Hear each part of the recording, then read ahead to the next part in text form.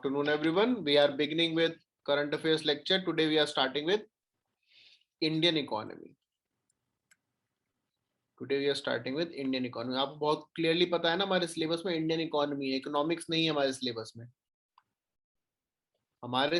Economics नहीं है, हमारे सिलेबस में इंडियन इकोनॉमी है। Do you know that? Very good. So whatever current affairs we have to discuss, that should be coming from Indian economy, है ना? That should be coming from Indian economy. यहाँ तक समझ में आ रहा है? Very good. अब हम स्टार्ट करते हैं what is going on in our country. ठीक है, आप सबको नोट्स, अच्छा नोट्स अभी से शेयर नहीं हो, शेयर करवा देंगे क्लास के बाद. ठीक है, we are beginning with Indian economy.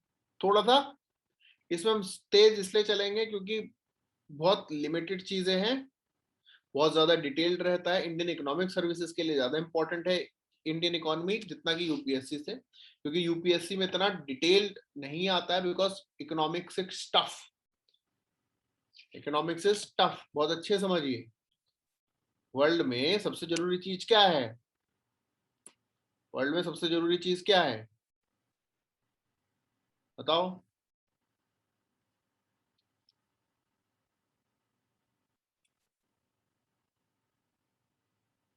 अरे बताओ, फैक्ट बताओ.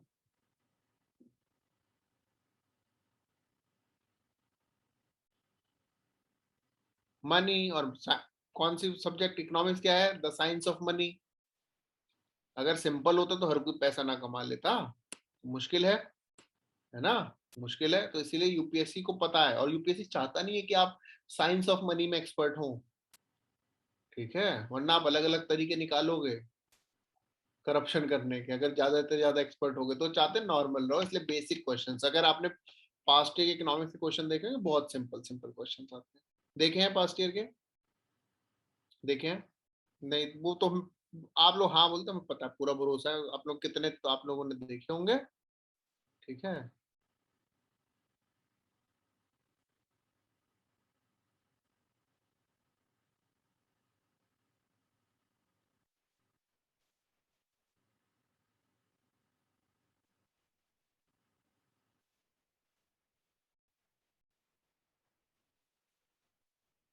जैसे एक क्वेश्चन देखिए, 2020 का क्वेश्चन है. क्योंकि कोई भी सब्जेक्ट को स्टार्ट करने से पहले थोड़ा सा हमें पता होना चाहिए यूपीएससी क्या एक्सपेक्ट करती है हमसे. ओहो, मतलब we must also be aware UPSC what.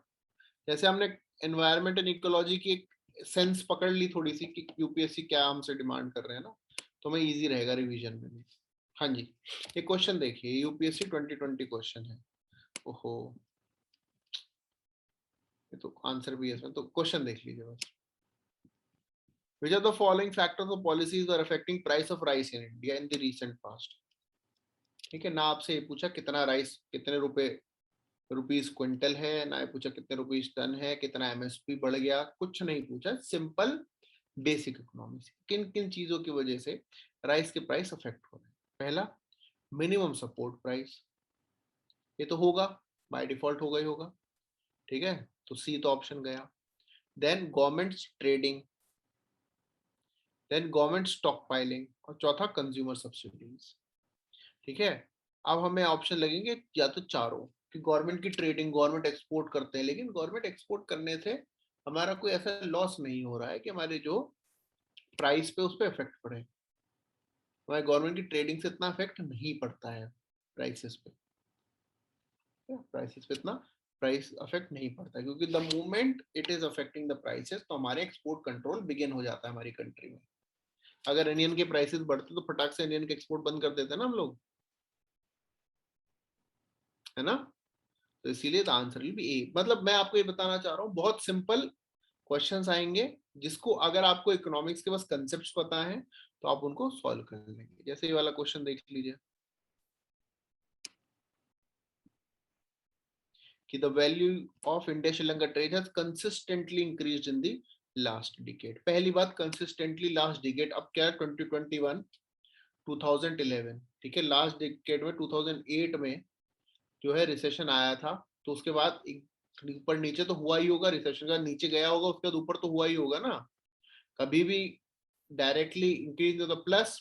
Sri Lanka में ईस्टर अटैक्स भी हुए थे, ठीक है, श्रीलंका में सिविल वॉर की वजह से इशू भी चल रहे थे, तो डेफिनेटली बढ़ा तो नहीं होगा, कुछ ना कुछ तो दिक्कतें आई होंगी, है ना। हमें नहीं पता कितना ट्रेड है, हम बस ये लगा रहे हैं कि बढ़ा तो कंसिस्टेंटली नहीं बढ़ा होगा। फर्स्ट ऑप्शन हट गया। Textile and textile articles constitute an important item of trade between India and Bangladesh, बिल्कुल सही बात है। आप जो है हमारा जितना भी जो एक्सपोर्ट या इंपोर्ट पे अफेक्ट पड़ता है एक्सेसरी इंडस्ट्री में या अपैरल इंडस्ट्री में, हमारा सारा हमें डर यही है कि जाएगा तो बांग्लादेश जाएगा, वियतनाम जाएगा काम।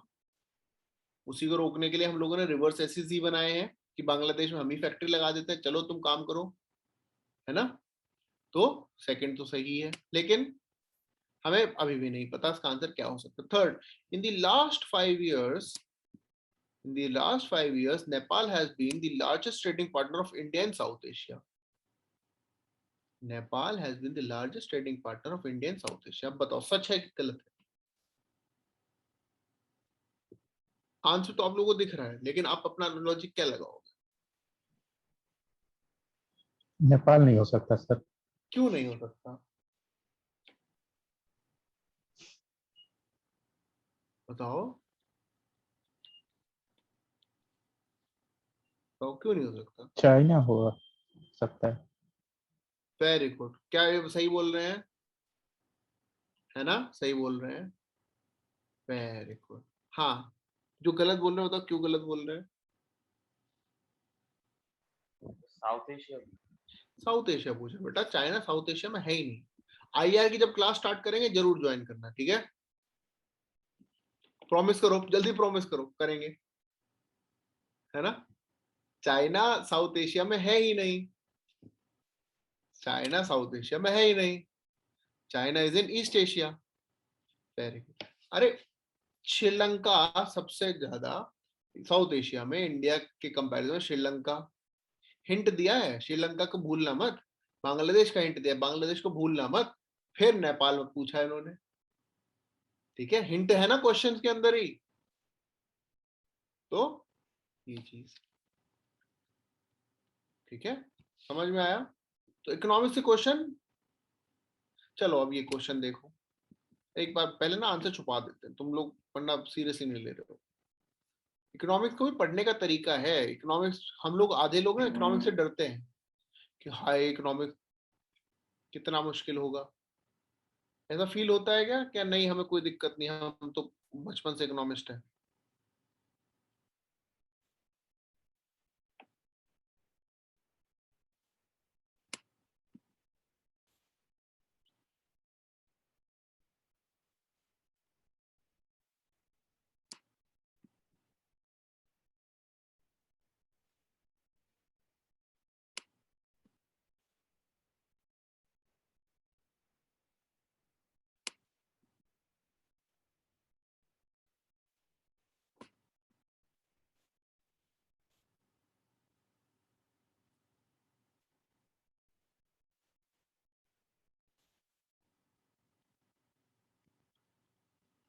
हाँ जी, क्वेश्चन देखिए 36 question. Under the Krishan credit card scheme, the short-term credit support is given to the farmer for which of the following purposes? अभी हमने कुछ नहीं पढ़ा है इकोनॉमी का, हम बस बिगिन कर रहे हैं, पहली क्लास है ना। उस हिसाब से बताइए इस क्वेश्चन का आंसर, 36 क्वेश्चन का answer.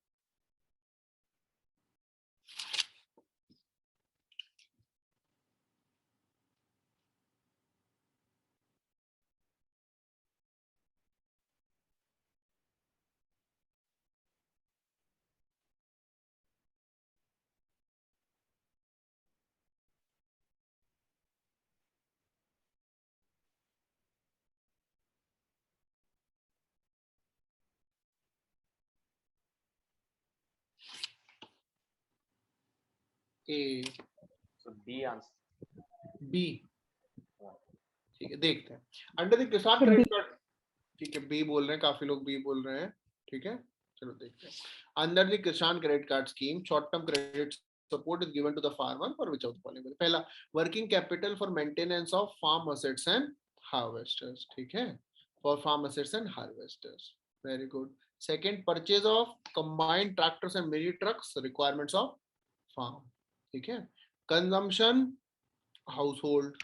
Third, post harvest expenses, construction of family house and setting up of village cold storage facility. ठीक है.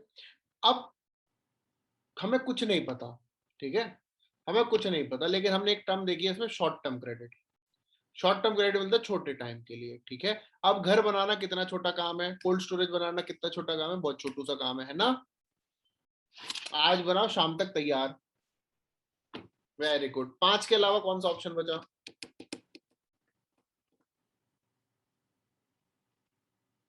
हमें नहीं पता, हमें नहीं पता किस किस काम के लिए मिलता है. दूसरा, purchase of combined tractor and mini trucks requirement for farm. Truck के लिए कम से कम 5 साल का तो लोन लेना पड़ेगा. तो शॉर्ट टर्म कहां हुआ, है ना. ठीक है. बाकी सब शॉर्ट टर्म काम है. Working capital maintenance short term काम है कि भाई दो छोटी बहुत चीजें उसके लिए, कंजम्पशन के लिए, पोस्ट हार्वेस्ट एक्सपेंसेस के लिए शॉर्ट टर्म क्रेडिट है. ठीक है. तो 1 3 4 समझ में आया.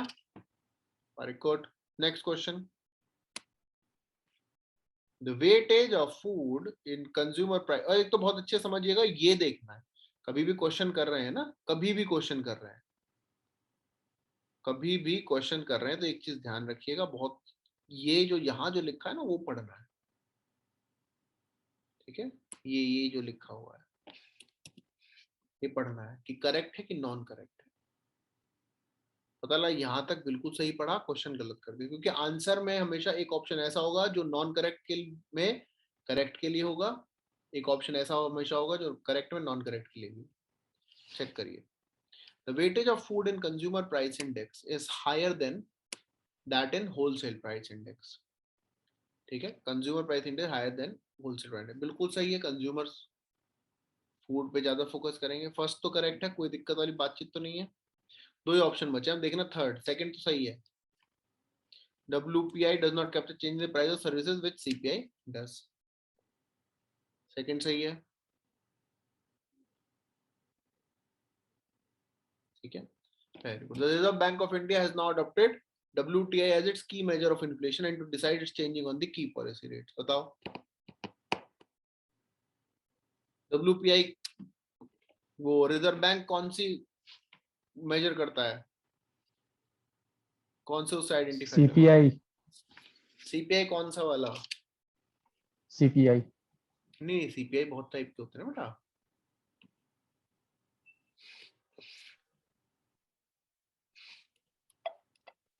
सीपीआई आई.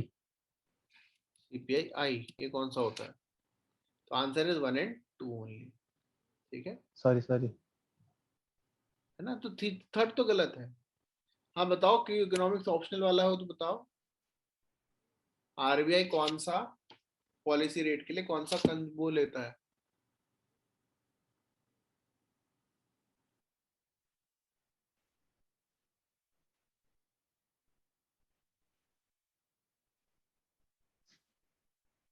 तो ये वाला क्वेश्चन देखिए आप. सीपीआई सी. सॉरी सीपीआई सी. सीपीआई सी क्या होता है? यही तो ठीक है. नहीं, कंबाइंड होता है. सीपीआई सी मतलब सीपीआई कंबाइंड. ठीक है. सीपीआई सी में कंज्यूमर प्राइस इंडेक्स कंबाइंड. ठीक है. कंबाइंड. रूरल और अर्बन अलग अलग होता है ना. सीपीआई सीपीआई रूरल होता है, सीपीआई अर्बन होता है, सीपीआई इंडस्ट्रियल वर्कर्स भी होता है. ऐसा सब कुछ पढ़ा था जब कभी इकोनॉमिक्स पढ़ा था, है ना. बस यही तो क्वेश्चन आ रहे हैं, कोई ऐसा हाई फाई थोड़ी आ रहा है. अभी तक कितने करंट अफेयर्स के क्वेश्चन देख लिए हमने. ये यूपीएससी का क्वेश्चन पेपर है 2020 का. चलो क्वेश्चन देखो. 39. Explain again previous question. वही बता देते बेटा. In case of all cereal, pulses and oil seeds, the procurement of MSP is unlimited in any state of India. The procurement of at MSP is unlimited in any state of India. बताओ.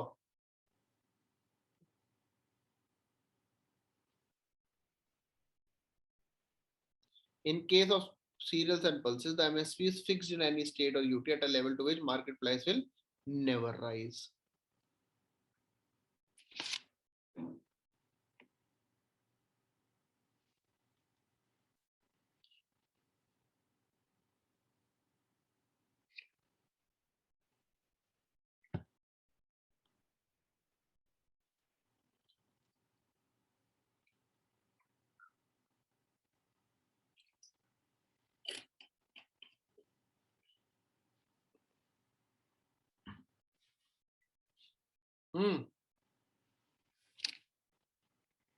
Never. Market price will never rise. MSP बेटा minimum होता है, market price will never fall, है ना, है ना, market price से नीचे नहीं होना चाहिए। आंसर क्या होना चाहिए फिर इसका? डी। पहला अनलिमिटेड या लिमिटेड पे गलत हो गया है, बाकी तो अनलिमिटेड गलत हो गया। कितना अनलिमिटेड कैसे प्रोक्योर कर लेंगे?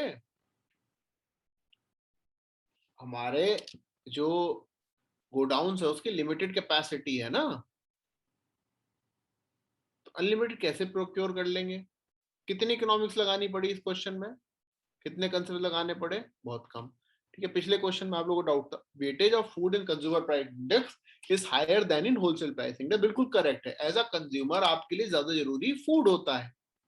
WTI में, वो सॉरी WPI में फूड को इतनी ज्यादा प्रायोरिटी नहीं दी गई है जितनी आपकी मैन्युफैक्चर प्रोडक्ट्स को दी गई है। एग्जैक्टली क्या है वो आप लोग चेक कर लीजिएगा कि किसको क्या है, वो आपने इकोनॉमिक्स के बेसिक से पढ़ा ही होगा, है ना, एग्जैक्ट जो है, क्योंकि अब एग्जैक्ट डेटा भी हमारे पास हैंडी नहीं है। ठीक है, दूसरा WPI does not capture the changes in price of services with CPI does. बिल्कुल, WTI में सॉरी WPI में सर्विसेज इंक्लूडेड है,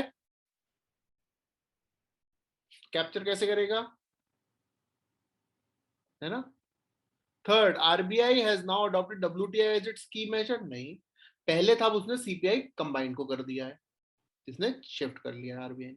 third statement is wrong. Okay, समझ में आया हमें कुछ कुछ?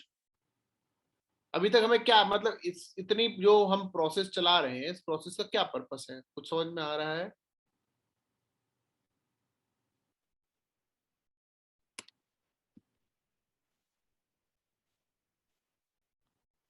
हम लोग इकोनॉमिक्स जब पढ़ते हैं तो हम लोग सिर्फ करंट अफेयर्स रिवाइज करते रहते हैं ना, हमें क्योंकि पता नहीं कौन खबर फैलाता है, लेकिन सबने बताया था इकोनॉमिक्स तो करंट आती है, यही हमें इंफॉर्मेशन मिली है ना। वेरी गुड, आपको क्वेश्चन दिखा रहे, क्वेश्चन देखो, आप करंट देखो, करो करके दिखाओ करंट क्वेश्चन।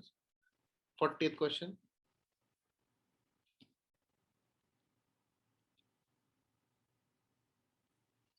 ये तो सबने सुना होगा ना, इकोनॉमिक्स तो करंट से ही आता है।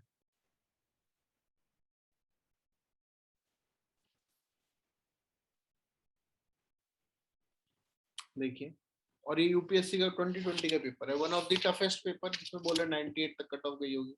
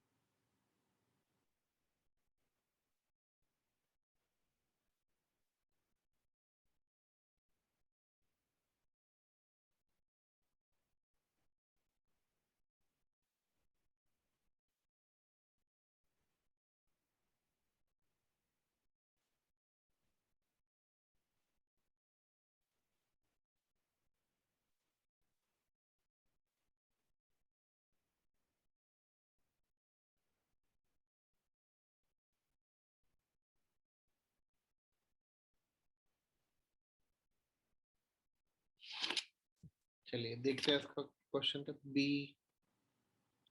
In with reference to the Indian economy, consider the following statements. ठीक है, commercial paper is a short term unsecured promissory note. सही है, commercial is a sorry, commercial paper is a short term unsecured promissory note. बताओ, unsecured होता है कि secured होता है?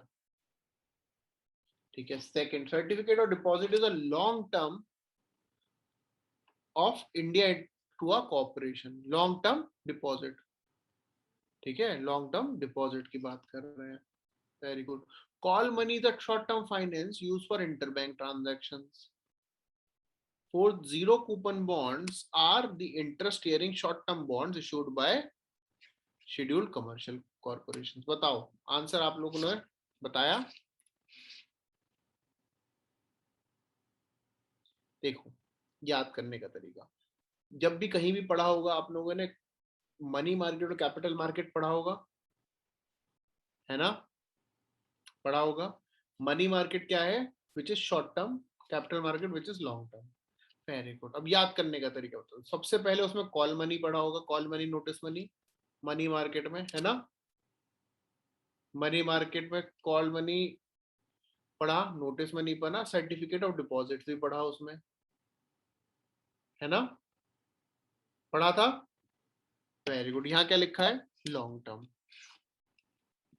यहाँ पे क्या लिखा है? Long term. Second is wrong. ठीक है, क्योंकि वो शॉर्ट टर्म होता है। सेकंड गया, एक दो गए। Commercial paper is a short term unsecured promissory note, बिल्कुल सही है। शॉर्ट टर्म में पढ़ा था, अनसिक्योर्ड प्रोमिसरी नोट है, इसमें कोई कोलेटरल नहीं देना पड़ रहा है ना? इसी, ये अनसिक्योर्ड है, इसीलिए जो क्रेडिट रेटिंग एजेंसी होती है उससे एक पर्टिकुलर क्रेडिट रेटिंग से ज्यादा इसमें क्रेडिट मिलना होता है, तभी काम आता है ना? समझ में? और zero coupon bond, interest bearing short coupon, short term bond. बेटा बॉन्ड है तो फिर शॉर्ट टर्म कैसे हो गया? है ना, है ना, है ना? यही तो पढ़ा था हमने। बिल और बॉन्ड में यही तो फर्क था, यही पढ़ा था। ज्यादा दिमाग तो नहीं लगाया इस क्वेश्चन में, हो गया। Very good. लो एक और क्वेश्चन, एक मतलब ये क्वेश्चन करते ना, करंट अफेयर शुरू करवाओ हमको, कोई मतलब नहीं है, हमको बस महीने खत्म करने हैं। बताओ, आप लोग बताओ, हमें तो दोनों ही काम कराने हैं।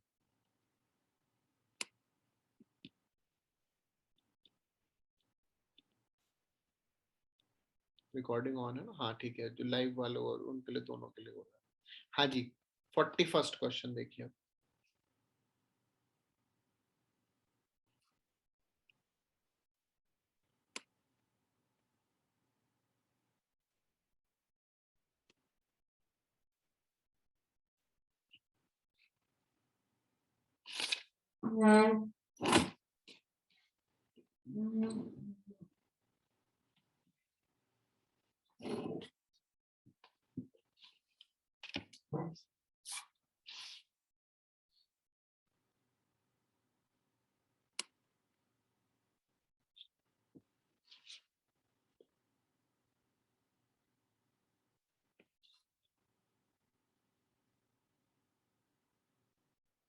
बी,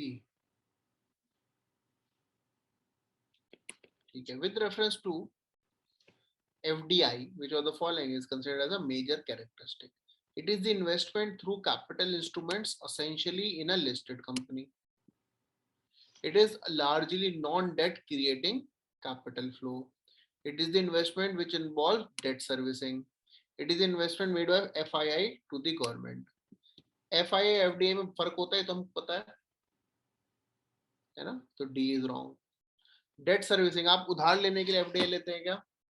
अपने डेट को दो पैसे देने के लिए नहीं। Second is wrong. दूसरा है, it is large not debt, non debt creating capital flow, और it is investment through capital instrument essentially in a listed company. क्या जरूरी है एफडीआई के लिए कंपनी लिस्टेड होना? नहीं। तो आंसर देख लो, आप ही लोग आंसर दे रहे हैं।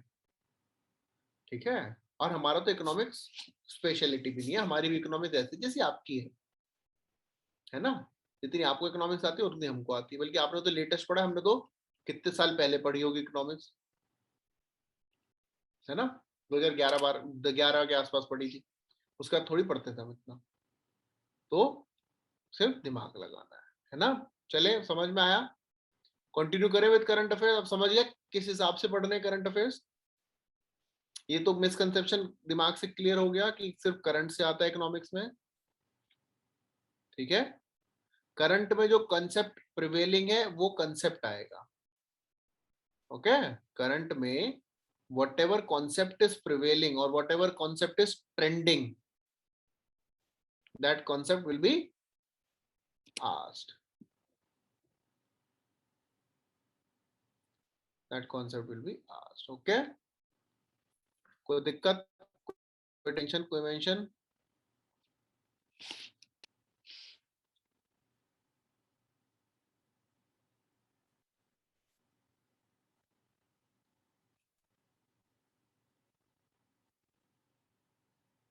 ये स्क्रीन पे करंट अफेयर्स दिख रहे हैं ना, विजिबल है करंट अफेयर्स? ठीक है।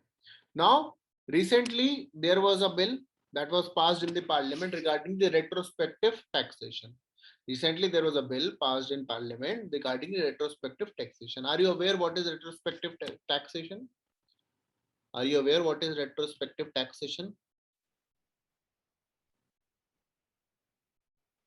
ठीक है, रेट्रोस्पेक्टिव टैक्सेशन कुछ नहीं, आपने आज कोई चीज की, उससे बाद में अगर आगे चल के उस आज की चीज पर टैक्स लग रहा है, तो in that time period today's tax will be considered as retrospective. 2021 में अगर आपने 2012 में कुछ किया, उस पर अगर आप आज टैक्स लगा रहे हैं, दैट इज रेट्रोस्पेक्टिव टैक्सेशन। ठीक है, पिछली चीज के लिए आज टैक्स लगाना। गवर्नमेंट ने क्या बोला है कि जो भी हमारी रेट्रोस्पेक्टिव टैक्स की डिमांड्स हैं, ठीक है, for those companies that held the share due to indirect transfer, जैसे वोडाफोन है, वोडाफोन ने एक्वायर किया था हच को, है ना, हच एक कंपनी थी, उसको वोडाफोन ने एक्वायर किया। तो वोडाफोन ने जब हच को एक्वायर किया तो इंडिया ने बोला कि आपने हच को एक्वायर किया तो आप टैक्स तो दोगे, कुछ तो बेनिफिट हुआ है। ठीक है, उस केस चला जिसको हम मानते हैं वोडाफोन केस के नाम से जानते हैं। ठीक है, तो अब इंडिया ने विड्रॉ कर लिया है कि ठीक है आपको रेट्रोस्पेक्टिव टैक्स नहीं देना है। ठीक है, ऑफ एक्वायरिंग और of having an indirect transfer of Indian assets. India में कोई कंपनी थी, अगर उसको आप एक्वायर कर रहे हैं तो आपको अब रेट्रोस्पेक्टिव टैक्स नहीं देना है, अगर आपका बिजनेस इंडिया में या इंडिया से ही आप मेनली बेनिफिट एक्वायर कर रहे हैं। ठीक है, अब बैकग्राउंड क्या है आपको हमने बता दिया कि under the IT act non residents are required to pay tax on the income accruing or arising from any business connection or property assets or source of income situated in India. मतलब बाहर वालों को India से अगर कोई फायदा हो रहा है उसके लिए टैक्स देना पड़ता है। ठीक है, एक्ट में क्या है, 2012 के एक्ट में क्या है कि अगर आप कोई कंपनी एक्वायर करते हैं जिसको इंडिया से ही बेनिफिट हो रहा है, तो उसको एक्वायर करने के लिए जो आपको बेनिफिट हुआ है उस पर आपको टैक्स देना पड़ेगा फॉर दैट। ठीक है, अब at the same time with the act pass government ने बोला हम ही अपनी सारी डिमांड खत्म कर देते हैं। स्पेशली क्यों? क्योंकि इंडिया जो इंटरनेशनल आर्बिट्रल ट्रिब्यूनल है द हेग में, India lost its case against the Cairn Energy. ठीक है, उन्होंने इंडिया पे बोला था कि why India is taking those capital gains tax and that too retrospectively। यहां तक समझ में आ रहा है? लेटेस्ट बिल में क्या है कि अब कोई भी लायबिलिटी नलीफाई हो जाएगी इफ ये यूनिवर्सली एप्लीकेबल नहीं है। That liability will be nullified if किसी ने अपील फाइल करी हो। ठीक है, एंड वो प्रॉमिस करें कि भैया हम इस अपील को वापस ले लेंगे। ठीक है, उन्होंने किसी तरीके आर्बिट्रेशन, कंसिलिएशन, मीडिएशन, ये सब नाम सुने हैं, है ना? आर्बिट्रेशन, कंसिलिएशन, मीडिएशन, इन सब चीजों में अगर कोई प्रोसीडिंग हो रही है तो उसको विड्रॉ करने की बात करेंगे।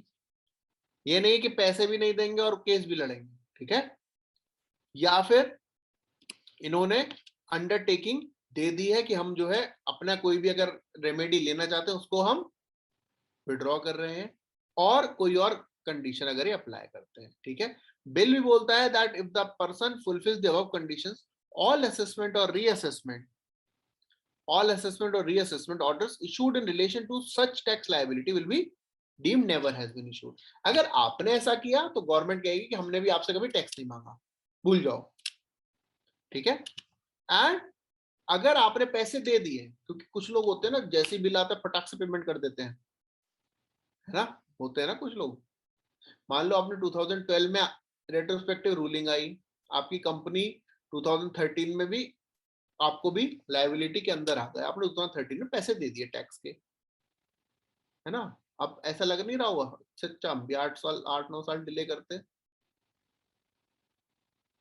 है ना। लग रहा है, फील आए, दिमाग में आया तो होगा, या इतना हम सोचते ही नहीं, हम सिर्फ करंट पढ़ेंगे, हमें कोई मतलब नहीं है, ठीक है। तो वो रिफंड के लिए भी एलिजिबल है, लेकिन इंटरेस्ट नहीं मिलेगा। अब ये बोलो हमारे इतने पैसे बैंक में पड़े रहते हैं, उन्होंने इंटरेस्ट भी खा लिया हमारा, उतना रिफंड मिल जाएगा इंटरेस्ट के बिना, ठीक है। तो विदाउट एनी इंटरेस्ट, इसमें कीवर्ड है विदाउट एनी इंटरेस्ट। इतनी सब कहानी में पैसे की बात पे पता होना चाहिए कि इंटरेस्ट नहीं मिलेगा, ठीक है। कि हम अपने इतने पैसे छोड़ रहे हैं, आप इंटरेस्ट भी नहीं छोड़ सकते, ठीक है। समझ में आया। रेट्रोस्पेक्टिव ट्रांजैक्शन क्या है वो ना हमने आपको समझा दिया, ठीक है, वो हमने आपको समझा दिया, ठीक है। कोई दिक्कत, कोई टेंशन, पहला टॉपिक समझ में आ गया, वेरी गुड। अब 15th फाइनेंस कमीशन ने अपनी रिपोर्ट रिलीज करी है। 15th finance commission has recently released its report, ठीक है। फाइनेंस कमीशन कौन सी टाइप की बॉडी है? Constitutional, statutory, constitutional. कॉन्स्टिट्यूशनल कौन से आर्टिकल के अंदर?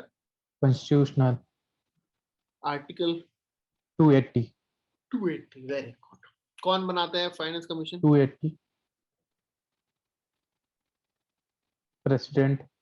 प्रेसिडेंट, ठीक है। कितने टाइम, कितने कितने टाइम में? 5 इयर्स और उससे पहले भी। उससे पहले भी। जनरली कितने टाइम के लिए बनता है? 5 इयर्स, है ना। वेरी गुड, कोई 5 दिक्कत नहीं है ना इयर्स। इसमें। फाइनेंस कमीशन की क्वालिफिकेशंस कौन डिसाइड करता है?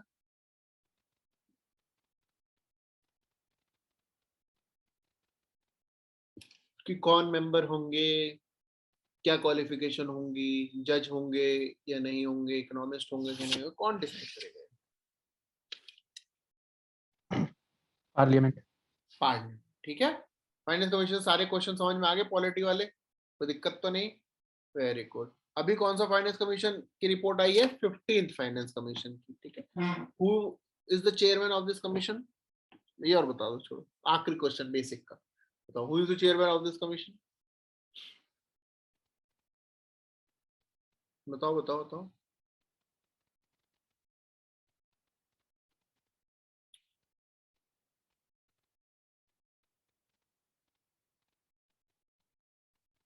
Y V Reddy, Y V Reddy या एन के सिंह?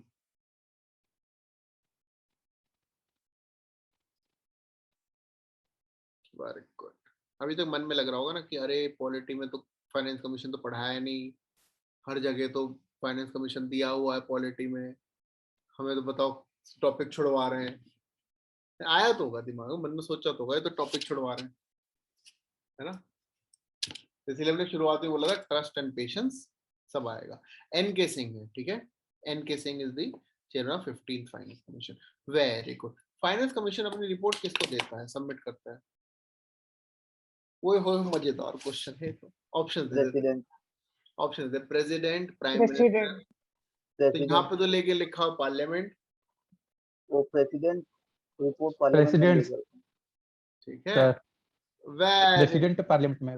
देखो यहाँ पे ये नहीं लिखा है finance commission submitted its report to the parliament, क्या लिखा है? The report was tabled in the parliament, ठीक है। The report was submitted to the president, ठीक है। क्या एक क्वेश्चन आ सकता है, आप समझ रहे, आ सकता है ना, है ना, है ना। वेरी गुड, आ जाए तो बता देंगे कितने पैसे ट्रांसफर करने, ठीक है। पेटीएम बता दें कितने पैसे करने हैं, ठीक है। वो इंस्टीट्यूट हमें पर्सनली भेजना होता है, हमारे पर्सनल, ठीक है। ये मत सोचना कि हाँ हमारे पास है, जहाँ पेमेंट करते हुए करते हैं, नहीं, हमारा पर्सनल, ठीक है। ओके, डील हो गई, ठीक, ओके। ज्यादा नहीं रखेंगे, ठीक है। ज्यादा से ज्यादा 2100 रुपए पर क्वेश्चन, बस, बहुत ज्यादा नहीं रखेंगे, शगुन की रखेंगे, ठीक है। रक्षाबंधन में वैसे ही जो है खर्चा हो जाता है, तो कुछ तो कहीं से तो ROI निकालें अपना, है ना। Very good. चलिए अब समझते हैं, बहुत इंपॉर्टेंट है, तैयार हो जाइए। फाइनेंस कमीशन ने अपनी रिपोर्ट सबमिट कर दी प्रेसिडेंट ऑफ इंडिया को। फाइनेंस कमीशन कौन सा है? 15th फाइनेंस कमीशन, ठीक है। This is the 15th finance commission. 15th finance commission में एक बहुत ही मस्त अद्भुत खास बात है, ध्यान से देखिए। ये पहला फाइनेंस कमीशन है जिसको 6 साल का टास्क दिया गया है। 2020 to 2026 first finance commission. Generally what we saw that the finance commission had the responsibility for 5 years, ठीक है। तो if this statement comes that this is the first ever finance commission that had the recommendation for over 6 years, true, okay, very good. Second, 2 report submit करनी है इसको, मतलब 2 report submit करनी थी। पहला कि कैसे 2021 में काम करना है, and then for the rest 5 years, ठीक है, for the rest 5 years. So this had the task of 1 + 5, ठीक है, वेरी गुड। अब क्या क्या इन्होंने बताया, क्या क्या चेंजेस करें, we are discussing it in comparison with the 14th finance commission, ठीक है। We are discussing this in the comparison of 14th finance commission. ये जो पहले इन्होंने डेवल्यूशन की बात करी थी, पहले डेवल्यूशन की बात करी थी, 42% of the total revenue, or the 40% of the total assets, of that 42% would have been shared with the states or UT. This is 14th finance commission, ठीक है। 15 ने क्या बोला है, इसको 41% कर दिया है। 15 ने 41% कर दिया, ठीक है। यानी कि the vertical divisible pool is reduced by 1%. True or false?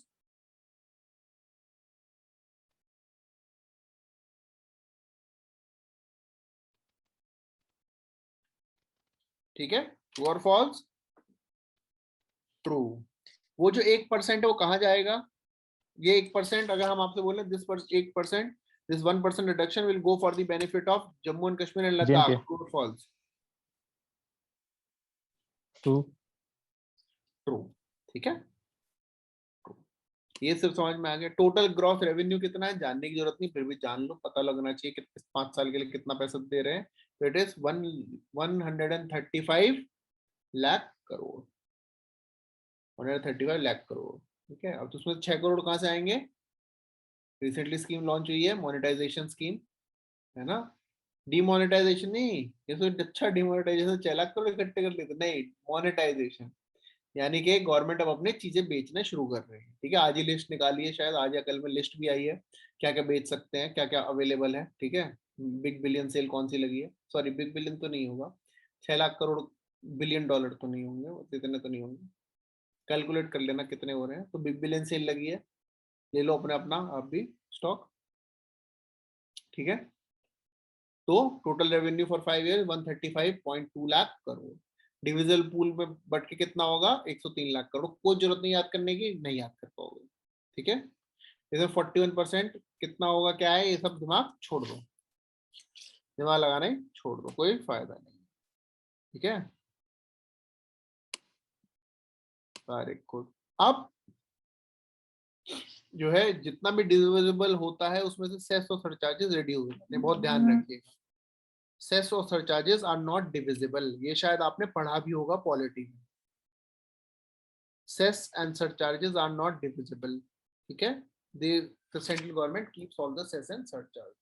अब एक बात समझिए, how the criteria has changed in the basis of horizontal devolution. vertical और horizontal devolution आप लोग समझते हैं क्या होता है? वर्टिकल और हॉरिजॉन्टल डेवोल्यूशन आप लोग समझते हैं क्या होता है?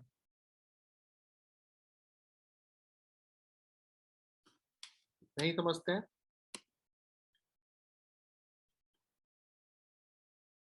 नहीं समझते? Very good. तो कब किस चीज का इंतजार करते हैं आप लोग पूछने के लिए? क्या किस चीज का वेट कर रहे हैं? पूछेंगे, नहीं समझ में आ रहा है, बस ऐसे ही रट लेंगे। देखो वर्टिकल मतलब सेंटर और स्टेट में कितना शेयर होगा, फर्स्ट फाइनेंस कमीशन का चेयरमैन कौन था, ऐसा कौन है, ऐसा क्वेश्चन आ सकता है, आ जाएगा तो कर देना, क्यों इतनी टेंशन लेते हो, आ जाएगा तो कर देना। नहीं पता है कौन थे फर्स्ट फाइनेंस कमीशन के चेयरमैन?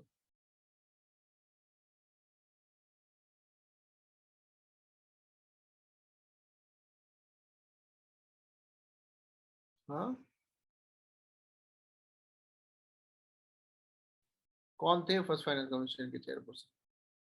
क्वेश्चन आया तो आंसर भी तो पूछ के रखते हैं। हमें लगा तुम्हें आंसर पता है इसलिए तुम क्वेश्चन अपने हिसाब से बनवा रहे हो। अच्छा, नहीं पता था। जैसे कभी भी होता है ना, जो कुछ पता होता है कि अच्छा ये भी तो पूछो, है ना, जैसे घर में आते कोई बच्चा आता है, वो कहता है डांस कर ले, तो नहीं नहीं गाना वाला गाना गवा के देख लो। चलिए बता दो, क्यूरियोसिटी हो गई है, मतलब हमें बिल्कुल, हमें भी ध्यान नहीं आ रहा है, या तो शायद मेलोनोबिस भी थे, पीसी मेलोनोबिस भी थे शायद। नाम देखो कौन है first chairman of first finance commission.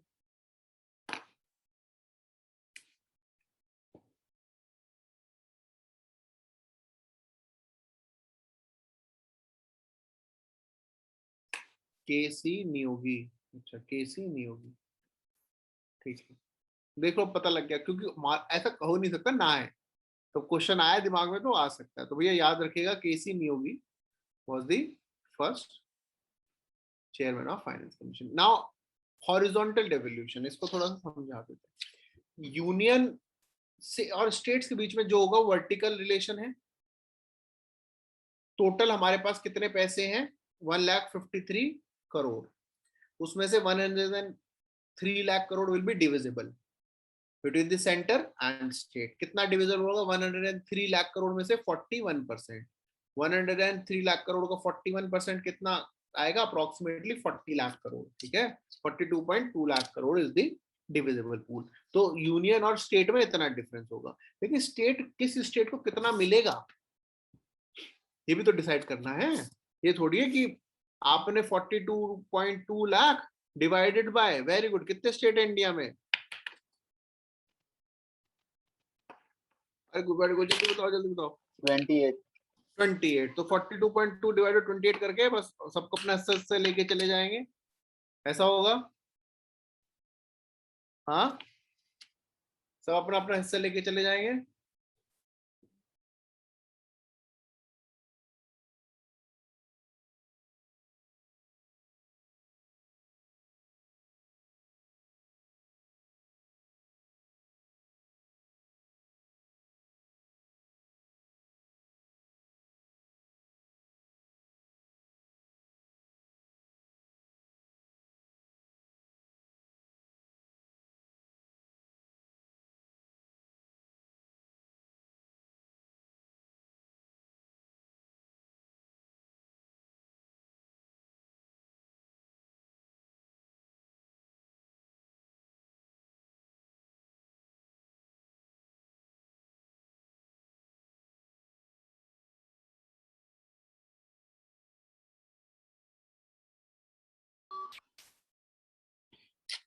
हाँ जी, तो कैसे करें, डिवाइड बाय 28 कर दें, काम हो जाएगा। सिक्किम और गोवा सोचो कितने खुश होंगे, आज तो पैसा ही पैसा होगा, है ना, ऐसे नहीं कर सकते हम। तो उसके लिए हम एक क्राइटेरिया बनाते हैं जो फाइनेंस कमीशन हमें बताता है, ठीक है, फाइनेंस कमीशन बताते हैं, ठीक है। वो क्राइटेरिया क्या है,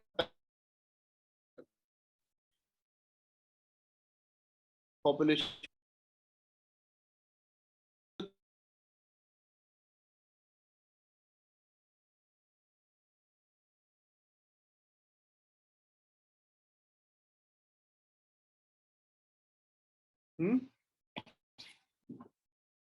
बता दो तुम, मतलब क्यों नहीं बताते आप लोग, घर वालों ने बोला नहीं बेटा क्लास में कुछ नहीं बोलना है, ऐसा बोला है, उन्होंने मना किया कि तुम नहीं कुछ मत बोलना, तुम्हारी आवाज इतनी अच्छी किसी ने सुन ली तो फिर तो हमसे दूर कर सकता है कोई, ऐसा कुछ है, बताते क्यों नहीं, बताओ 1971 ही क्यों लिखा हुआ है, नहीं पता। बहुत साल पहले जब कभी हमने पॉलिटी पढ़ा होगा, उसमें बताया था कि जो क्राइटेरिया है, population criteria for deciding the number of seats is Frozen two 1971 census. याद आया कुछ? इसलिए 1971 क्राइटेरिया लिया है। ठीक है, अब समझिए इनकम डिस्टेंस का जो क्राइटेरिया था, पहले income distance was considering 50% of the criteria. अब दिमाग में क्वेश्चन आपके नहीं आएगा, हम ही पूछ लेते हैं, इनकम डिस्टेंस का मतलब क्या होता है? जितना आपकी इनकम सोची है, इंडिया की नेशनल एवरेज इनकम है, उससे कितना दूर है वो स्टेट, यानी कितना स्टेट जो है इकोनॉमिकली वीक है या प्रॉस्पर है, उसके हिसाब से 50% क्राइटेरिया। यानी कि अगर पैसा देना है तो झारखंड को ज्यादा देना है या हरियाणा को ज्यादा देना, तो उसमें झारखंड की पर कैपिटा इनकम, हम आपको वेग आइडिया दे रहे हैं, टेक्निकल, इतना टेक्निकल डिटेल इकोनॉमिक्स एक्सपर्ट्स को ही पता होती है, हमें इतनी टेक्निकल डिटेल्स नहीं पता, हम आपको वेग आइडिया दे रहे हैं, जनरल आइडिया। ठीक है, क्योंकि ये जनरल स्टडीज के लिए चल रहा है। ठीक है, तो अगर हो सकता है एग्जैक्ट टर्मिनोलॉजी टेक्निकल टर्म हम यूज ना करें, आपको समझा रहे हैं। झारखंड को और हरियाणा को अब किस बेसिस पे डिस्ट्रीब्यूट करना है, उसमें 50% बेसिस होगा दी इनकम डिस्टेंस, यानी कि नेशनल एवरेज जो है, नेशनल एवरेज जो है, उस नेशनल एवरेज से वो कितना दूर है, that will consider the 50% of the criteria. समझ में आया? पॉपुलेशन के बेसिस पे 1971 की पॉपुलेशन को कंसीडर करना ही बंद कर दिया। Why? Because there was a lot of hue and cry by the southern states, there was a lot of hue and cry by the southern states कि आप 1971 की पॉपुलेशन लेते हैं और 2011 की पॉपुलेशन नहीं लेते हैं, एंड जिसकी वजह से हमारा जो है फायदा नहीं हो रहा है। आपको लेनी चाहिए प्रेजेंट पॉपुलेशन। ठीक है, सॉरी, ये सपोर्ट कर रहे थे नॉर्दर्न वाले स्टेट्स, और जो सदर्न स्टेट से कह रहे थे कि आपको ज्यादा क्राइटेरिया लेना चाहिए 1971 का, क्योंकि हमने तो अपनी पॉपुलेशन कम कर दी, हमें तो कम बेनिफिट मिलेगा। ठीक है, तो इस पे बहुत डिस्कशन हुआ था, लेकिन फिर भी फाइनेंस कमीशन ने क्या कंसिडर किया? फाइनेंस कमीशन ने कंसिडर किया ओनली 2011 पॉपुलेशन। ठीक है, तो क्या चेंज आया है? चेंजेस देखते रहेंगे धीरे धीरे।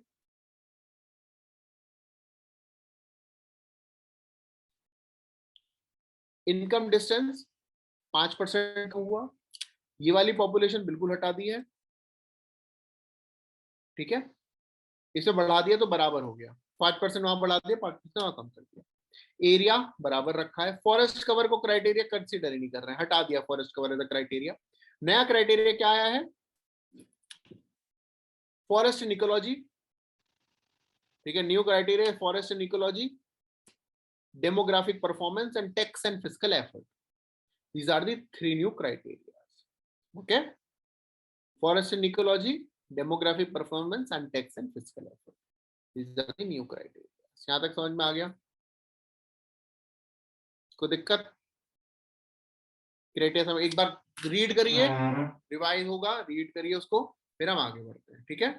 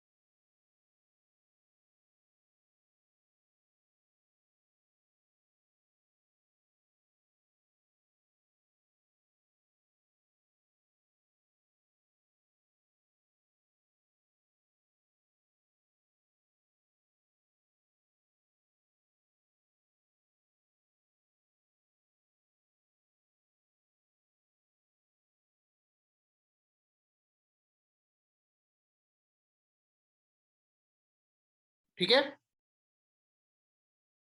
लास्ट क्राइटेरिया बेटा, last criteria tax and fiscal effort. अब मान लीजिए कोई स्टेट जो है कोई फिस्कल एफर्ट नहीं ले रहा। फिस्कल एफर्ट में क्या क्या चीजें आती हैं? For example fiscal responsibility and budgetary management. आप कितना डेट ले रहे हैं, वो डेट को कितना सर्विस कर पा रहे हैं, आपके खुद के रेवेन्यू जनरेशन कितना है, आप कितना खुद से टैक्स जनरेट कर पा रहे हैं। मान लीजिए आपका स्टेट का टैक्स है 100 रुपए, आपका खुद का टैक्स जो है 100 रुपीज है, और आप स्टेट से जो है एक्सपेक्ट करते हैं, सेंटर से एक्सपेक्ट करते हैं कि सेंटर आपको 1 लाख करोड़ रुपीस दे दे। तो आप खुद से कितने एफर्ट्स ले रहे हैं वो भी तो देखना होगा ना। इंसेंटिवाइज मतलब फॉर एग्जांपल जो ज्यादा मेहनत कर रहा है उसे कम पैसे मिलने चाहिए कि ज्यादा पैसे मिलने चाहिए? हाँ बताओ, जो ज्यादा मेहनत कर रहा है दैट शुड बी इंसेंटिवाइज और डिसइंसेंटिवाइज?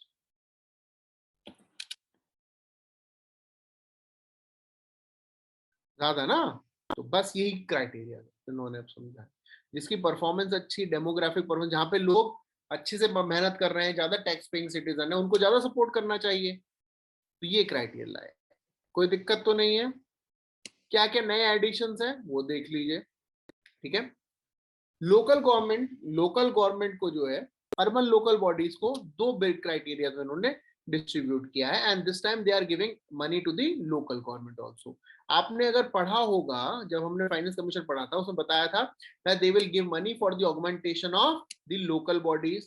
पढ़ा था हमने कि they will set the guidelines. इस टाइम उन्होंने क्या किया है कि 2 टाइप की ग्रांट्स की बात करी है। पहली grants for a urban local body with less than million population, and दूसरी फॉर मिलियन प्लस सिटीज। जो मिलियन प्लस सिटीज हैं उनकी सारी ग्रांट जो है that will be their performance linked.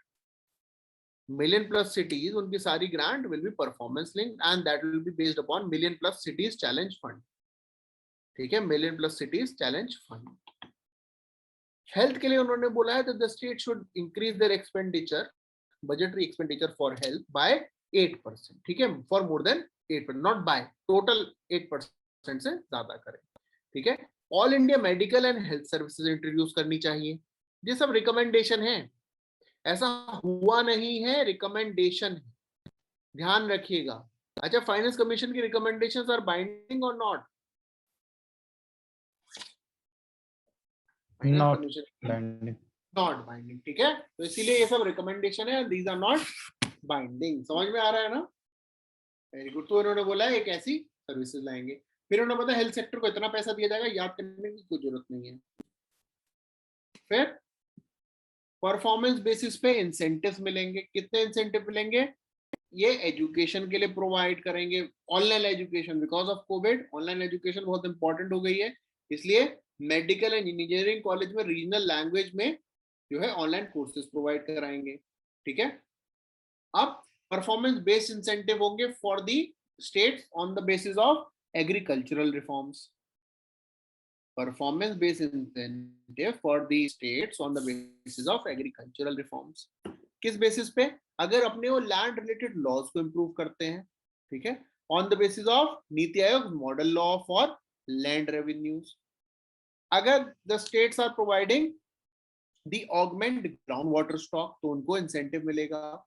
If they are increasing their exports, agricultural export, then they will get incentives. And the states that are producing oilseeds, pulses, wood and wood waste products, they will be incentivized. Okay, defence and internal security के लिए यहाँ पर जो एक public account of India है उसमें एक और फंड बनाने की बात हो रही है, modernisation fund for defence and internal security. So modernisation fund for defence and internal security कौन से फंड के अंडर बनेगा? कंटिजेंसी फंड, कंसोलिडेटेड फंड या पब्लिक अकाउंट ऑफ इंडिया?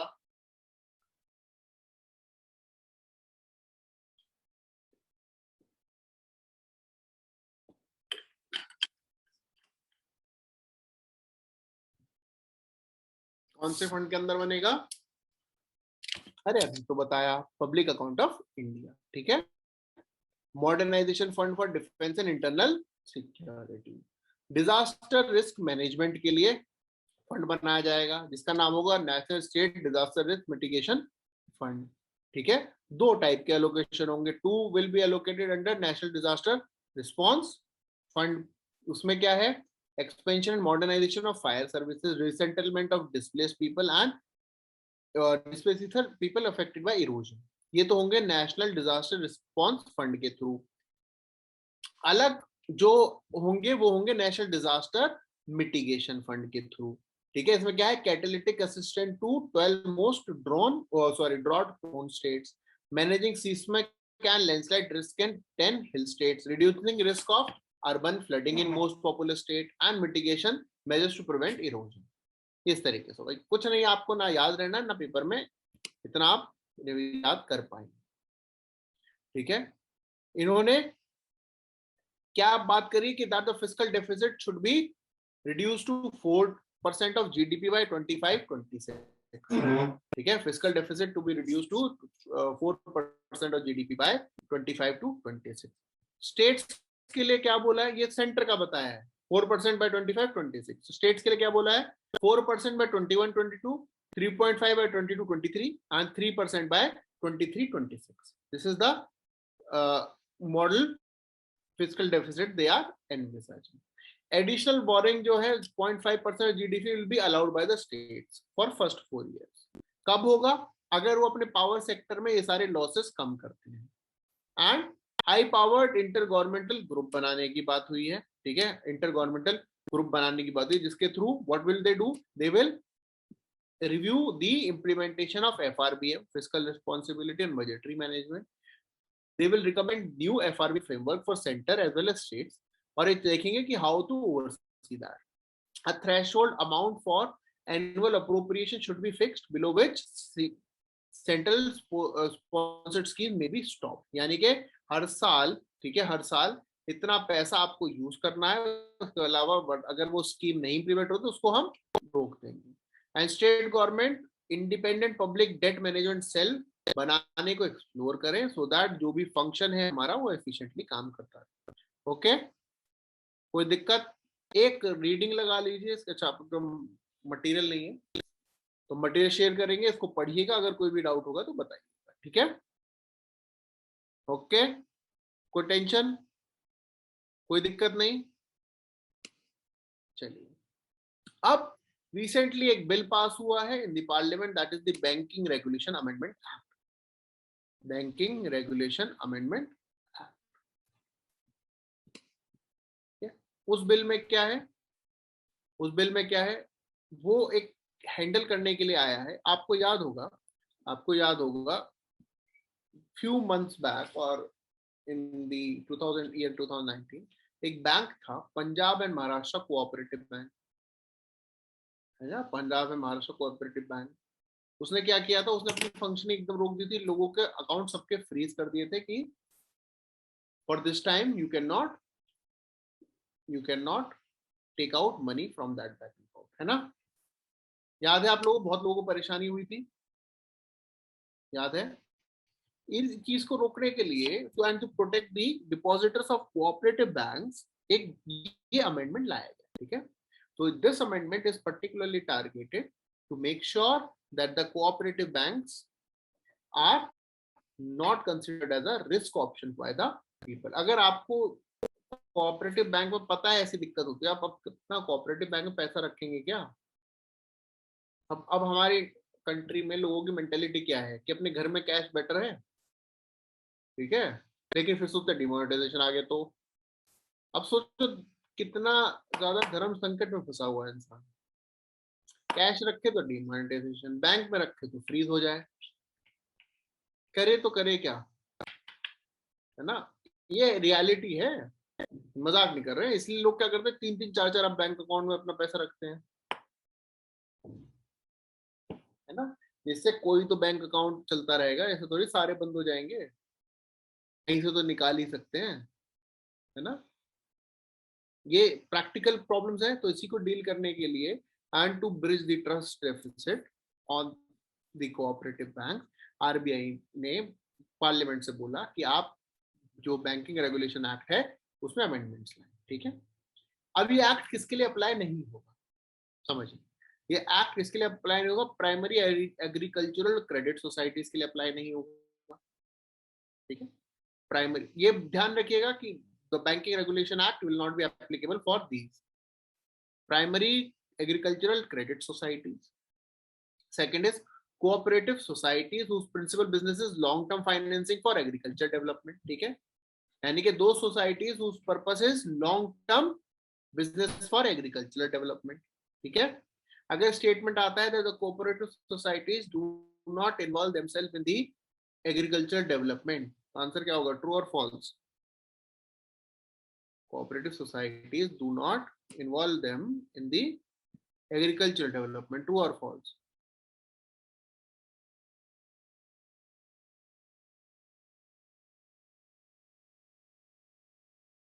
बोलो बोलो. अरे यहाँ तो लिखा है होता है डेवलप, तो फॉल्स है ना. प्लस ये जो सोसाइटीज हैं जो एक्सक्लूडेड सोसाइटीज हैं, ठीक है, ये जो एक्सक्लूडेड सोसाइटीज हैं, they should not use the word bank, banker, banking और कोई और ऐसा name in the connection with their business जो लोगों को कंफ्यूज करे. ठीक है, क्योंकि एक्सक्लूडेड है बैंकिंग रेगुलेशन एक्ट के थ्रू. एंड ये जो सोसाइटी है they can not clear cheques. ठीक है, they can not clear cheques, ये जो एक्सक्लूडेड है. अब क्या चेंजेस आए एक्ट के थ्रू? कोऑपरेटिव सोसाइटी में जो शेयर होते हैं, ठीक है, जो शेयर होते हैं वो अब इशू हो सकते हैं एज अ इक्विटी. मतलब जो कोऑपरेटिव सोसाइटी में जो पार्टिसिपेंट्स हैं they will have shares in the form of equity.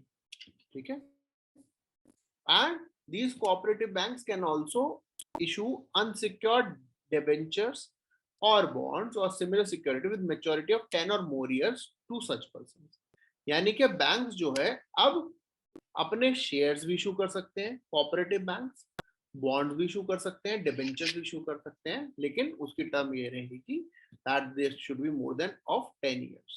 ठीक है, जो शेयर्स है स्पेशल शेयर भी इशू कर सकते हैं, लेकिन कहाँ पे, जहां वो बैंक फंक्शन कर रहा है सिर्फ उसी एरिया में. ऐसा नहीं है आपका बैंक है पंजाब महाराष्ट्र और आप जो है झारखंड में शेयर्स खरीदेंगे, नहीं, उसी एरिया में ही आपको उन लोगों को देने शेयर. ठीक है, ये समझ में आया. दूसरा, जो इशुएंस होंगे ये खुद से नहीं कर सकते बैंक, आरबीआई की परमिशन लेनी होगी, प्रायर अप्रूवल लेना होगा एंड उन कंडीशंस को फुलफिल करना होगा दैट आरबीआई इज स्पेसिफाइड. ठीक है, that RBI is specified. Then surrender कैसे होगा? The bill clearly states that no person will be entitled to demand payment towards surrender of share issued to him by corporate bank. आपने shares लिए, वो कह रहे हैं कि आपने बोला हमें सरेंडर करना है, बैंक के इतने पैसे देने होंगे, तो ऐसा नहीं है. ठीक है, जितने का था उतने का ही वापस लोगे आप. ठीक है, जितने का था उतने का ही वापस लोगे. And cooperative bank can not withdraw or reduce its share capital except as specified by RBI. वो ये नहीं बोल सकता हमारा तो अपने शेयर हम कैंसिल करते हैं. इसका सिंपल तरीका बताता है. आप कभी किसी चलो इसका बढ़िया वर्जन, कभी जनरल स्टोर पे गए हैं? जनरल स्टोर, ठीक है, किराना स्टोर जो होता है, लोकल किराना स्टोर, कभी गए हैं? ठीक है, उस जमाने में जाइए जब ये पेटीएम नहीं हुआ करता. ठीक है, उस जमाने में जाइए, पेटीएम नहीं हुआ करता था, आप कैश लेके गए. ठीक है, घर वालों ने आपको कैश दिया, फॉर एग्जांपल 500 का आप नोट लेके गए. ठीक है, कर लोगे इतना पैसा मैनेज? घर से निकल रहे हो, बाहर भेज रहे कैश के साथ इतना पैसा, चले जाओगे ना मार्केट. वहां पे सामान आया 395 रुपीज. ठीक है, शॉपकीपर क्या करते हैं, जनरली 100 रुपीज दिया और एक टोकन बना करके 5 रुपीज पे लिख के दे. ठीक है, ऐसा होता है, एक्सपीरियंस किया है कभी ऐसा? कभी ऐसा एक्सपीरियंस नहीं किया कि उन्होंने या तो बोलते बाद में लगा लेना, है ना, या फिर अगर आप नहीं जानते, जैसे आप तो जानते हो, आप नहीं जानते, आप बोलोगे लिख के दो, तो टोकन से दे देते हैं, वो अपनी खुद की करेंसी से चला लेते हैं. ऐसा काफी जगहों पर होता है. ठीक है, अब वो 5 रुपीज, क्या आप ऐसा तो नहीं मैकडॉनल्ड्स में जाओगे चलो 5 रुपए का सॉफ्टी निकाल के दो? चॉकलेट देते हैं लेकिन हम नहीं लेना, कोई हम जैसे चतुरों की चॉकलेट क्यों ले, चॉकलेट मांगी तुमसे 5 रुपए दो, ठीक है, तो लिख के दे देते हैं, ठीक है। अब मैकडॉनल्ड्स में तो नहीं चलेगा, नहीं ना, तो अब क्या करें, उसी शॉप पे चलेगा, यही इन्होंने बोला, इशू कर सकते हैं, ठीक है, इशू कर सकते हैं लेकिन उसी लोकल एरियाज के लिए, है ना। अब अगर आप वो 5 रुपए उनको वापस दो कि लाओ आज चेंज हो गया होगा दे दो, तो ये तो नहीं बोलेंगे लो 4 रुपए, नहीं 5 है तो 5 ही होगा, यही बैंक ने बोला है। दूसरा, वो ऐसा नहीं बोल सकते बोर्ड लगा यहाँ पे सारे बांटे हुए टोकन रद्द, ऐसा मान लो आप गए जैसे से वहां उन्होंने बोर्ड लगाया यहाँ पे सारे बांटे टोकन रद्द, आप तो 5 रुपए का नुकसान हो गया, आपने तो शाम को उनको बोला है कि आइसक्रीम खाने चलेंगे दोनों, है ना, अब क्या करोगे, तो ये नहीं कर सकते, समझ में आया, ये उन्होंने बोला until unless it is specified by RBI। पहले क्या होता था, आरबीआई जो है इन सब कोऑपरेटिव्स के बोर्ड को सुपरसीड कर सकता था, लेकिन अब क्या है, आरबीआई तभी सुपरसीड कर सकता है तब स्टेट गवर्नमेंट भी इसमें कंसल्टेशन में इंक्लूड हो, ठीक है, without the state governments consultation it can not be included, क्योंकि आपने एक एक्ट और देखा होगा कि कोऑपरेटिव्स जो है now they are under the state government, है ना, cooperatives are under the state government, और उसपे इसलिए बहुत ह्यूमन क्राई हुआ था, जो cooperative is a state subject, centre उस पे क्यों रूल्स बना रहे हैं ना, न्यूज में आया था अभी, हमने भी पढ़ा था, तो इसीलिए स्टेट गवर्नमेंट की कंसल्टेशन जरूरी है। पहले this superseding would have been for 5 years, now it will be only for the specified period, it will be only for the specified period, समझ में आया यहाँ तक, वेरी गुड। थर्ड क्या है, RBI will have the power to exempt cooperative banks for certain provisions of the act, यानी कि जो एक्ट है, बैंकिंग रेगुलेशन एक्ट है, उसके कुछ प्रोविजंस कोऑपरेटिव पे अप्लाई नहीं है, ये आरबीआई को पावर दी गई है, तो on the basis of which RBI can do what all things, it can omit the restrictions for certain types of employment, qualifications of the board of director, appointment of chairman. The time period condition exemption will also be specified by RBI, यानी कि banking regulation act में जो लिखा है, RBI चाहे तो conditions exempt कर सकता है फॉर द कोऑपरेटिव बैंक्स, ठीक है, कितने टाइम के लिए ये भी आरबीआई बताएगा, क्यों कर रहे हैं वो भी आरबीआई बताएगा, ठीक है।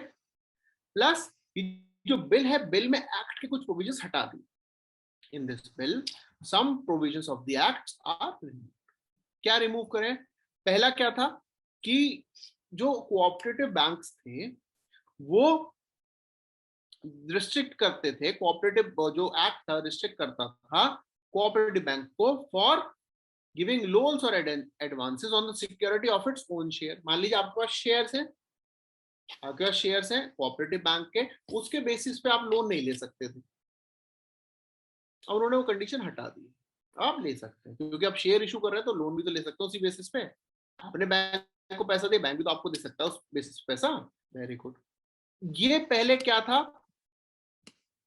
अनसिक्योर्ड लोन या एडवांसेस अपने जो इसके डायरेक्टर्स थे या फिर जो बैंक के डायरेक्टर्स हैं प्राइवेट कंपनी में, जो बैंक में इंटरेस्टेड है, इंटरेस्ट होल्डर्स जो है, उनको भी लोन नहीं देने के लिए रिस्ट्रिक्ट करता था, अब वो लोन दे सकते हैं, ठीक है।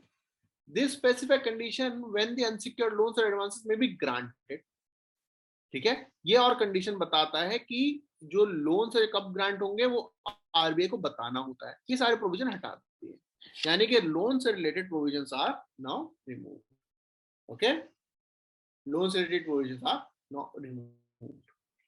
फिर उसके बाद देखिए क्या क्या प्रोविजंस और हटाए गए हैं, दैट कोऑपरेटिव बैंक पहले अपनी कोई भी ब्रांच बिना आरबीआई की परमिशन से नहीं खोल सकता था, apart from the region where it is located. Punjab and Maharashtra cooperative bank ना तो पंजाब और महाराष्ट्र के अलावा कहीं और नहीं खोल सकता था, ठीक है, यहाँ पे वो लोकेटेड है, लेकिन अब वो भी प्रोविजन हटा दिया।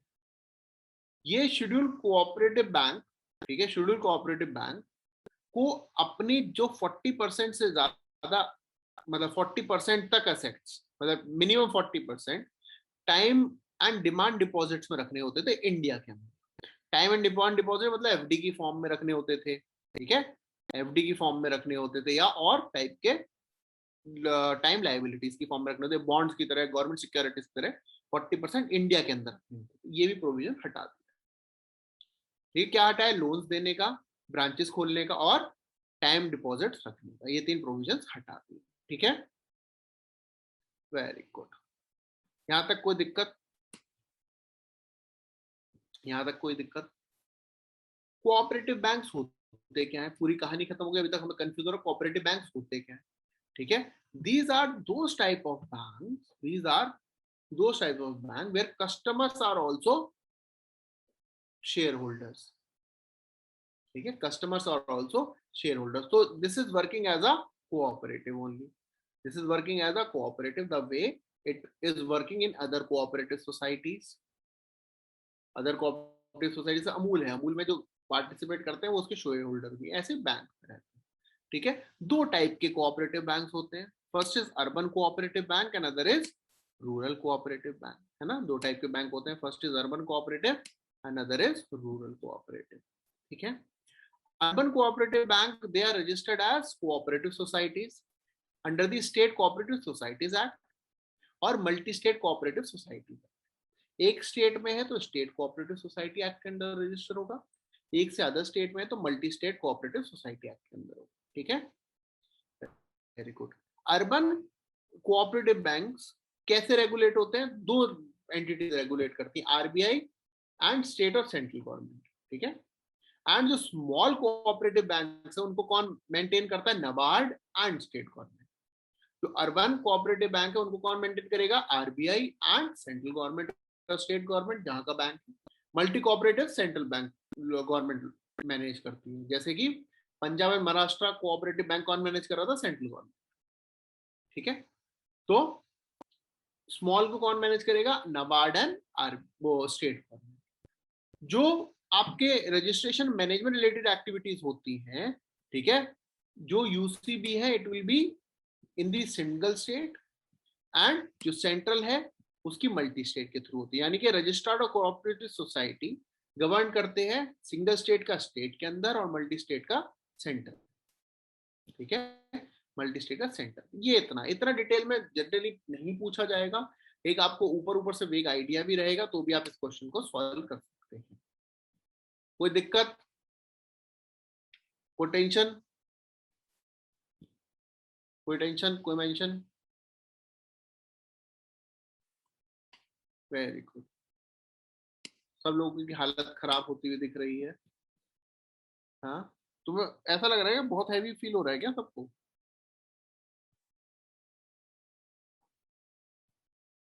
बताइए, बोलिए तो सही।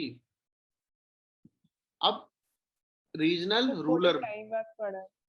बहुत टाइम बाद पढ़ा है। हाँ जी, कोई नहीं, रीजनल रूरल बैंक्स तक कर लेते हैं, ये तो कर ही लेते हैं, फिर आगे करेंगे। ठीक है, आरबीआई ने रीजनल रूरल बैंक्स को एक्सेस करना अलाउड कर दिया है liquidity adjustment facility, marginal standing facility and call and notice money. ठीक है, लिक्विडिटी एडजस्टमेंट फैसिलिटी, ये सब क्या है? ये आपके 2 टाइप की पॉलिसी, मॉनेटरी पॉलिसी और फिस्कल पॉलिसी पड़ी थी। मॉनेटरी पॉलिसी में क्या मेजर्स था? लिक्विडिटी एडजस्टमेंट फैसिलिटी पड़ी थी, मार्जिनल स्टैंडिंग फैसिलिटी पड़ी थी, एसएलआर पड़ा था, रेपो पड़ा था, रिवर्स रेपो पड़ा था, यही पड़ा था ना। कुछ नया आ गया तो हमको भी नहीं पता, वो तो हम करंट पढ़ ही लेते हैं। ठीक है, लेकिन बेसिक में तो ये सब चीजें पढ़ी है। Very good. मनी मार्केट में हमने कॉल मनी, नोटिस मनी पढ़ा था, है ना। ये भी इंटरबैंक ट्रांजैक्शन के लिए होता है। रीजनल रूरल बैंक्स को वो अलाउड हो गया है, वो भी अब ये सब काम कर सकते हैं। पहले these were not allowed for regional rural banks. आपने जो नोट्स पढ़े होंगे उन नोट्स में साफ लिखा होता है regional rural bank, not in regional rural banks. ठीक है, कॉल मनी नोटिस मनी का जब पढ़ेंगे तो उसमें क्लियरली लिखा हुआ है not for cooperatives and regional rural banks, है ना, लिखा हुआ है ना ये। वेरी गुड, तो वहां पे वो हट जाएगा। तो क्यों है? बिकॉज आरबीआई ने अलाउ कर दिया है। अब रीजनल रूरल बैंक्स क्या है? These are statutory banks which are oriented for the rural areas and are regulated not by Banking Regulation Act but under the Regional Rural Banks Act 1976। ठीक है, ये अलग एक्ट के थ्रू आए हैं। पहली चीज। दूसरी, they are regulated by RBI and supervised by NABARD. ठीक है, जो रूरल एरिया में रेगुलेटर है that is NABARD. They are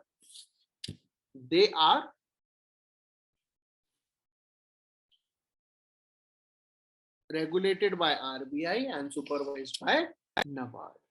Now, RRB is jointly owned by center and state government and sponsor bank.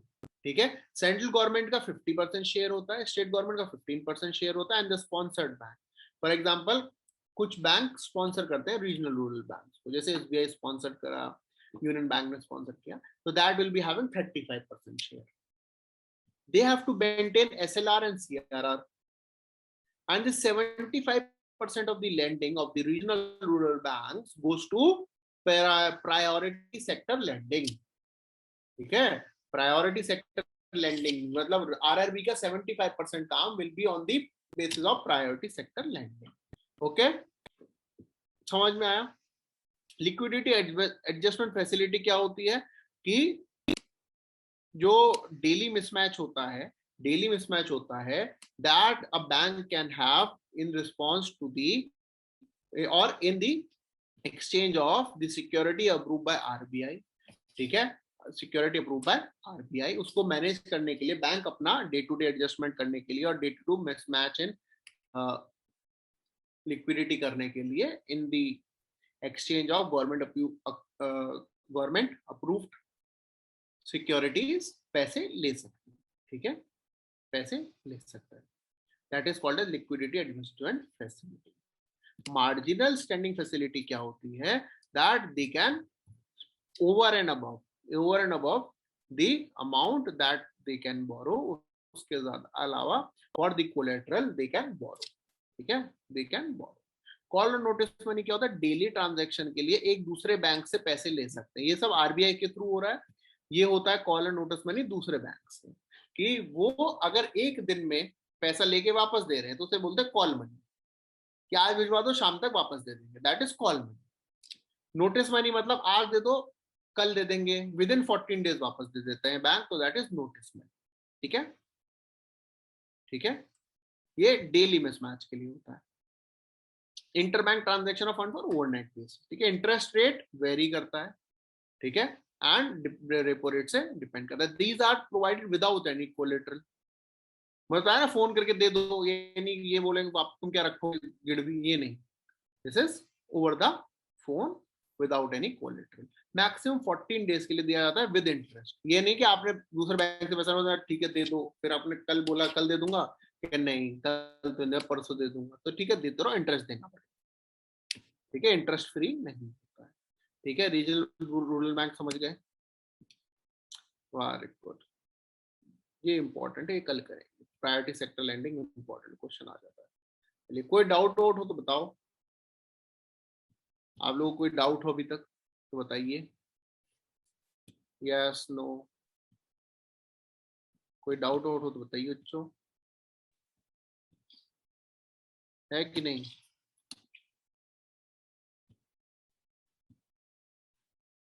नहीं तो विल कंटिन्यू टुमारो। ठीक है, economics revise करके आइए, नोट्स जो है वो भी रिवाइज करिए। इकोनॉमिक्स नहीं पढ़ा होगा तो सब ऐसा लगेगा कौन सी लैंग्वेज में बातें हो। ठीक है, बहुत हैवी लग रहा है सबको टेंशन हो गई है, कोई नहीं, रिवाइज कर लेंगे, सब याद है। Will continue tomorrow. Thank you very much.